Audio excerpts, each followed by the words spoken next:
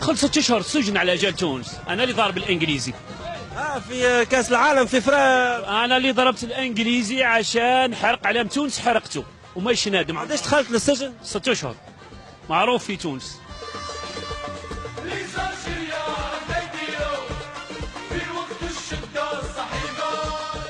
انجليزي اللي قاس علام تونس قسته، اللي حرق علم تونس وحرقته.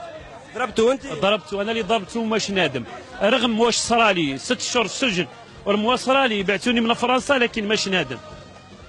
عشان انا مكرم في تونس، كي نروح الشعب التونسي مكرمني. حب كبير لتونس. لا حب كبير، وزبير بيا وزياد يعرفني كثير ويعرفوا حكايتي في تونس. سلم لي عليهم اللاعبين القدامى كلهم يعرفوني. سلام لكل الشعب التونسي. انا في الجزائر يعيطوا لي محملاوي التونسي، محمد التونسي وماش نادم.